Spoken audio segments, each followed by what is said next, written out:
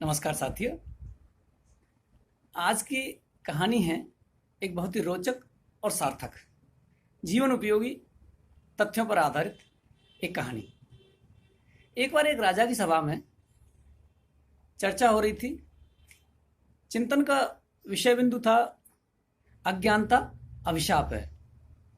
चर्चा में सामने आया कि अज्ञानता अभिशाप है। अज्ञान होना, अज्ञान के साथ पैदा होना अभिशाप नहीं है, लेकिन अज्ञानता को पाले रहना अभिशाप है। और इसका मूल कारण है भेड़चाल।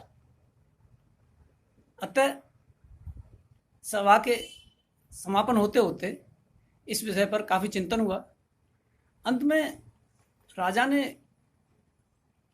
कहा कि क्या कोई व्यक्ति आप लोगों में से यह सिद्ध कर सकता है, इसका एक प्रामाणिक उदाहरण के तौर पर इसे सिद्ध कर सकता है कि अज्ञानता भेड़चाल के साथ होकर अभिशाप बन जाती है और आदमी को मूर्ख सिद्ध कर देती है।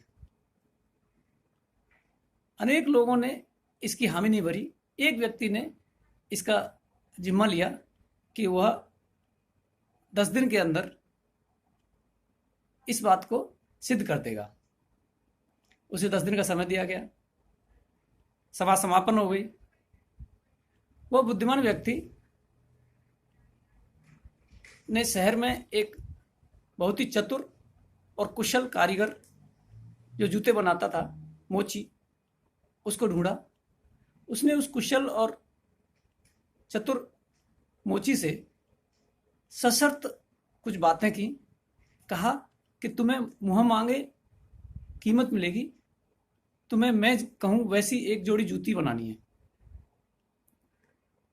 राजी होने के बाद उसे बताया गया, उस बुद्धिमान व्यक्ति ने बताया कि तुम मुझे 1.5 फुट लंबी और करीब 6 इंच चौड़ी इस नाप की एक जोड़ी जूती बना के दो। यह 5-6 दिन में बना के दे दो और तुमको मुंह मांगे कीमत मिलेगी, जो तुम्हारा खर्चा आएगा। इसमें जितना हो सके हीरे जवाहरात जड़ देना और इसकी सिलाई भी चांदी सोने के तारों से करना। मोची बड़ा आश्चर्यजनक तरीके से इसकी बातें सुन रहा था। अचंभा हो रहा था उसे कि पहली बात तो इतनी बड़ी जूतियों का क्या होगा, कौन पहनेगा इसे, और कौन मूर्ख है जो इनमें इतने हीरे मोती और जवाहरात जड़वा रहा है। खैर, उसे पैसे से काम था, वह उसका व्यवसाय था, वह राजी हो गया और उसने 5-6 दिन के बाद जूती ले जाने के लिए कहा। साथ ही उस बुद्धिमान व्यक्ति ने कहा कि इस कार्य को करने की एक बहुत बड़ी शर्त यह है कि यह कानों कान मेरे और तुम्हारे अलावा अगले 10 दिन तक किसी को पता नहीं चलनी चाहिए। बात आगे बढ़ी। जूती तैयार होने के बाद वह बुद्धिमान व्यक्ति उसके पास पहुंचा। उसने उसे कीमत का आश्वासन देकर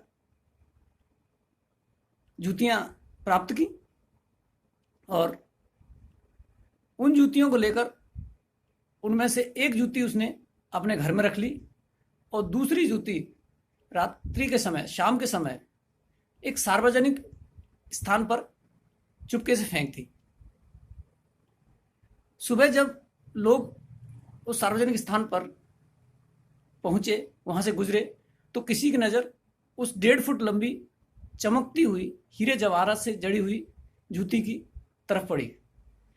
देखते देखते वहां 2-4 लोग इकट्ठे हो गए। चर्चा होने लगी। वहां जो भी व्यक्ति पहुंचा, जिसने भी देखा, वह उसकी नाप, एक विशेष आकार को देखकर और उसमें इतने कीमती सोने चांदी जड़े हुए मूल्यवान आभूषण देखकर आश्चर्यचकित था। उन सभी ने मिलकर, वहां जो लोग उपस्थित थे, उन सभी ने मिलकर एक फैसला किया कि भाई हो न हो यह किसी दैवीय रूप की, दैवीय शक्ति की जूती है। मनुष्य का तो इतना नाप ही नहीं होता और उसके ऊपर यह किसी के काम की नहीं है। तो हमें इसको, हो सकता है हमारे शहर के ऊपर किसी दैवीय शक्ति का या तो प्रकोप होने वाला है या हमारा कुछ भला होने वाला है, अतः हमें शीघ्र से अतिशीघ्र राजा के पास इस खबर को पहुंचाना चाहिए। लोग इकट्ठे होकर राजा के पास पहुंचे, उन्होंने सारे वृत्तांत बताया। राजा ने भी इसको आश्चर्य के साथ साथ उन लोगों की बातों को सुनकर उसमें हल्की सी सहमति अपनी जताई। धीरे धीरे उसका ये ख्यालात उसी आम जनता, उस भीड़, उस भेड़चाल के मंतव्य जैसी बनने लगी।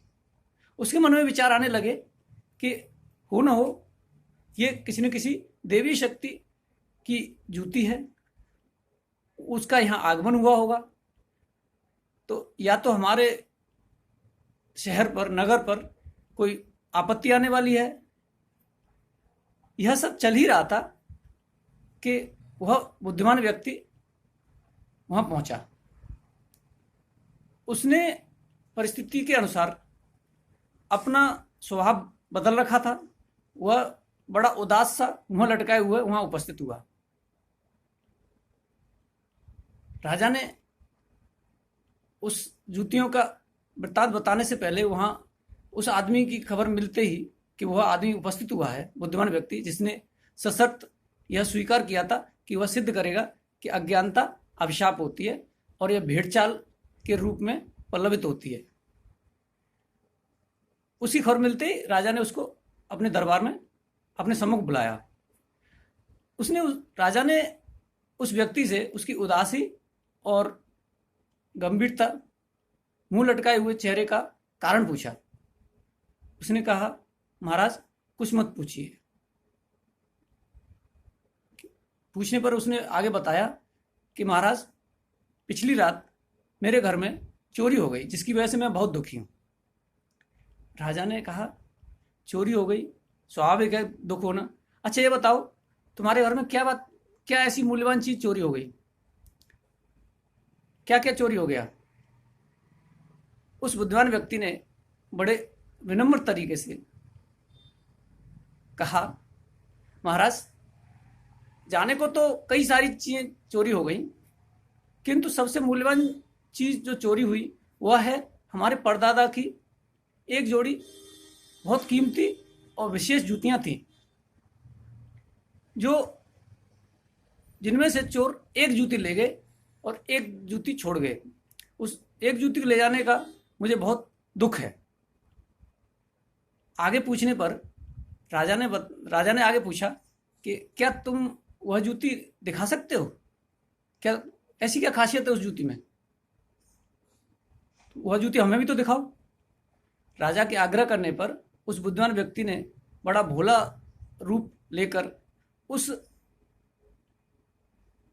1.5 फुट की जूती को अपने थैले से निकाला और राजा के सामने आगे हाथ बढ़ाया। तब राजा देख के चौंक गया। उसने देखा यह तो वही जूती है, उसी से समानता रखती है जो जूती अभी भीड़ में कुछ लोग मेरे सामने लेके आए थे। उसने दोनों जूतियां सामने रखी और दोनों में समानता देखी। तब उस बुद्धिमान व्यक्ति से कहा कि क्या यही जूती है तुम्हारी परदादा की? उसने पुनः बड़ा भोला और विनम्र चेहरा बनाकर कहा, हाँ महाराज, यही मेरे परदादा की जूती है। वे बहुत विशालकाय शरीर रखते थे और यह उनकी बहुत विशेष जूतियां हैं जो हम अपने परिवार में बहुत संभाल के रखे हैं। उसके थोड़ी देर बाद जब उसने उस प्रश्न का उत्तर पूछा राजा ने, तो उस बुद्धिमान व्यक्ति ने कहा कि महाराज, यह जो जूतियों वाला जो किस्सा है वही तो है। अज्ञानता अभिशाप होती है और यह भेड़चाल की लता पर पल्लवित होती है। यह जूतियां जिनको आप और अनेक लोग देवीय शक्ति का कोई सामान समझकर उसको बड़े सम्मान के साथ उसकी चूम रहे, पूज रहे, वह असल में न तो कोई देवी शक्ति की जूतियां हैं न मेरे परदादा की जूतियां हैं। यह मैंने सिर्फ आपके उस प्रश्न का प्रामाणिक उत्तर देने के लिए तैयार करवाई थी। वहां उपस्थित सभी बुद्धिमान, आमजन और राजा सभी की आंखें खोल दी। उस बुद्धिमान व्यक्ति ने यह प्रामाणिक उदाहरण देकर कि अज्ञानता अभिशाप होती है और यह भेड़चाल इसका मूल कारण है। साथियों, मुझे आशा है कि इस कहानी से आपको भी विचार प्राप्त हुआ होगा और आप इसका जीवन में अनुसरण करेंगे। धन्यवाद।